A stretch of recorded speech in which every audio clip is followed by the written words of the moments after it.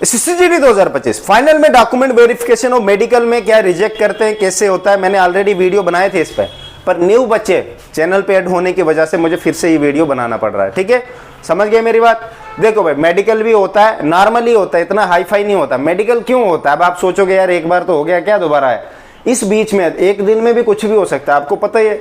अब मेडिकल जब हुआ है आपका, मेडिकल के ज्वाइनिंग गेट के एंट्री के अंदर, उस बीच में कितना गैप बचता है, उस बीच में बच्चे के साथ क्या क्या नहीं हो सकता है, टूट भी सकता है, कुछ गिर गया तो, या कुछ भी हो गया। वो नहीं चाहते कि कोई ऐसा अनफिट बच्चा या टेम्परेरी अनफिट जो अंदर आए और ट्रेनिंग में कुछ हादसा हो जाएगा उसके साथ। ठीक है ना, इसीलिए वो ट्रेनिंग में थोड़ा इस चीज़ के लिए रोकते हैं, ज़रूर ध्यान रखना। ठीक है, ट्रेनिंग नॉर्मली नहीं होती, ये सोचते हैं आधे राड लगी हुई है पैरों में तो ये इधर फिट हो गए तो उधर भी हो जाएंगे। उधर बहुत ध्यान से आपका पूरा लाइफ चेक किया जाएगा। अगर आप ट्रेनिंग बहुत अच्छे से निकाल दोगे, राड वाला कैसे निकाल सकता है? मुझे तो नहीं लगता। इनको लगता है SSCGD इतनी नॉर्मल है। भाई ट्रेनिंग देखी है मैंने। ठीक है,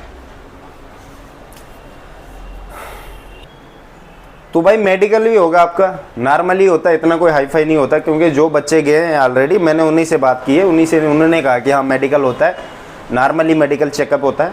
ठीक है, नंबर होगा नॉर्मली, ऊपर से देखेंगे अच्छा कोई टूटा तो नहीं है, ओके। ऐसे थोड़ी ना कि हाँ ये इसमें पॉइंट दे दो, इसमें ये कर दो, वो नहीं करेंगे मेरे पे, पॉइंट शॉइंट नहीं होते उधर। नॉर्मली चेक करते हैं ऐसे, बाजू अच्छा ओके, ये ठीक है, अच्छा ये ठीक है, ये ठीक है, कुछ टूटा नहीं है, ऐसे चेक करेंगे। हड्डियाँ, ये शोल्डर ठीक है, बैकबोन चेक करेंगे, पैर नीचे उंगलियों तक चेक करेंगे। ऐसे नहीं कि आप किसी की उंगली छोटी हो कह रहा नहीं मुझे उधर रिजेक्ट कर देंगे। अरे भाई वो वाला मेडिकल नहीं हो रहा है, क्यों नहीं समझ रहे हो मेरी बात को? नॉर्मली मेडिकल होता है जो आपने बीच में ट्रेनिंग के लायक होने चाहिए ना। अब आपने यहाँ फिट हो गए, बाद में कुछ गिरा, आपकी टांग टूट गई और आपने पता नहीं क्या करके वहाँ चले गए आप। प्रॉब्लम तो है ना मेरे भाई, समझदार हो आप खुद ही। बाकी कुछ नहीं होता है, कोई पॉइंट नहीं मिलता है, कोई रेफर नहीं पड़ता है, ये चीज़ें होती ही नहीं है मेडिकल में। अभी जो होगा ये ज्वाइनिंग टाइम मेडिकल कुछ नहीं होता है। ठीक है, मेडिकल नॉर्मल है, बस चेक करेंगे। अब ब्लड टेस्ट होता है, यूरिन टेस्ट होता है, ये मुझे नहीं पता, बट मैंने कहा नॉर्मली चेक होता है। गैप जो बचता है बीच में, उस बीच में किसी बच्चे को कोई इतना बड़ा प्रॉब्लम तो नहीं आ गया। ठीक है, मेडिकल का अब समझ आ गया, डरना मत बिल्कुल भी, कोई बड़ी बात नहीं है। 99% बच्चे पास हो जाते हैं। कुछ बच्चे जो कलर ब्लाइंडनेस से जिनको अगर पकड़ेंगे दिक्कत आती है, क्योंकि मेरे जो दोस्त गए थे वो कह रहे थे हमारे ग्रुप में एक बच्चा था, उसको फिर घर भेज दिया गया था। ठीक है, यही मैं आपको कहना चाहता हूँ। तीसरी बात, डॉक्यूमेंट वेरिफिकेशन। डॉक्यूमेंट जो आपने इधर डॉक्यूमेंट वेरिफिकेशन की कराई है, वही आपने ओरिजिनल डॉक्यूमेंट लेके जाना अपनी फाइल। अगर कोई बच्चा भूल जाता है या नहीं ले पाता है तो कोई बात नहीं, आपको 6 मंथ टाइम दिया जाता है। 6 मंथ के बाद आपको एक बार फिर घर बुलाए, छुट्टी मिलेगी, 15 दिन की मिलती 6 महीने बाद। जब आप घर आओगे, क्योंकि आप सर्दियों का सामान लेके गए थे, अभी जाओगे तो कौन सा कोई गर्म सामान लेके जाओगे? कंबल लोगे तो गर्म लोगे ना। वहाँ से जब घर आओगे वो कंबल वंबल वहाँ छोड़ोगे, फिर बेडशीट लेके जाओगे भाई। मेरे हिसाब से वो आपकी मर्जी, क्या लेके जाओ, आपको जैसे कंफर्टेबल फील हो। ठीक है, तो एक बार घर भेजते हैं वो सब सामान चेंजिंग के लिए।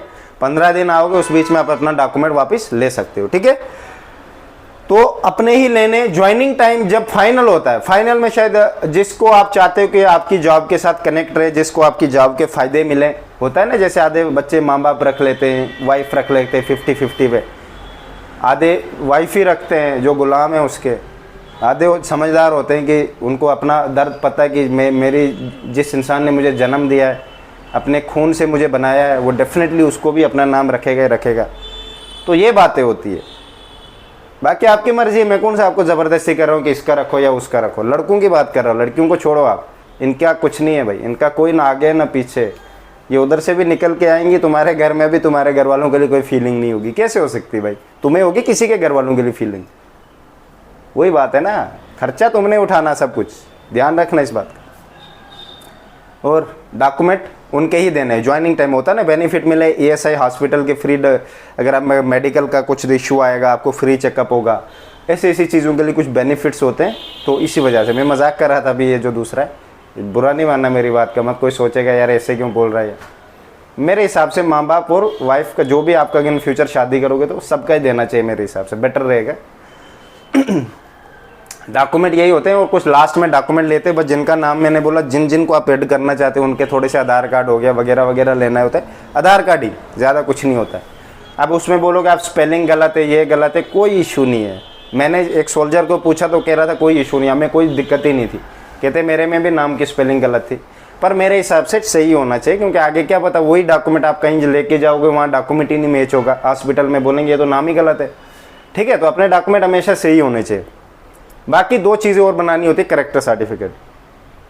किसी किसी पोस्ट के लिए दो फॉर्मेट आते हैं, किसी किसी के लिए एक ही फॉर्मेट आता है, ज़रूर ध्यान रखना। मेरे लास्ट ईयर एक SSB वाले थे, उनको एक ही फॉर्मेट दिया था कैरेक्टर का।